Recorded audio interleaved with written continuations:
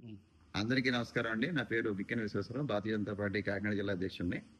మనకి చాలా తీవ్రమైనటువంటి తుఫాను మన జిల్లాకు కూడా తాకుతుందని చెప్పేసి మనం న్యూస్ లో చూస్తా ఉన్నాం. అధికార యంత్రాంగం కూడా దీనికి తగ్గట్టుగా ఏర్పాట్లు చేస్తా ఉన్నారు. కలెక్టర్ గారు మరియు ఎస్పీ గారు మరియు మన ఇన్ఛార్జ్ మినిస్టర్ గారు కూడా ఈ విషయంపై ఇవాళ సమీక్షా సమావేశం నిర్వహిస్తా ఉన్నారు. దీనికి ఈ తుఫాన్ని మనం తట్టుకోవడానికి తుఫాన్ అయితే మనం ఆపలేం. తుఫాన్ తర్వాత వచ్చేటువంటి ఆఫ్టర్ ఎఫెక్ట్స్ ని మనం చాలా చక్కగా వర్కౌట్ చేసి దాన్ని ఇబ్బంది లేకుండా ప్రజలకి మనం చేయాలనేటువంటి ప్రయత్నంలో కూటమి ప్రభుత్వం పనిచేస్తా ఉంది. ముఖ్యంగా భారతీయ జనతా పార్టీ నాయకులు కార్యకర్తలు కూడా ఎక్కడైతే ఉన్నారో వారందరూ కూడా అధికారులకి పూర్తిగా సహకారం అందించాలి. అక్కడ ఉన్నటువంటి ప్రజలు లోతట్టు ప్రాంతాల్లో ఉన్న ప్రజల్ని ఎన్లైటన్ చేసి వారిని ఇబ్బంది లేకుండా బయటికి తీసుకొచ్చేటువంటి ప్రయత్నం చేయాలి. అదేవిధంగా అక్కడ ఉన్నటువంటి పశువులన్నిటి కూడా ఏ విధమైన ఇబ్బంది లేకుండా వాటిని కూడా కాపాడాలని చెప్పేసి ప్రజలకు మనం తెలియజేయాలి.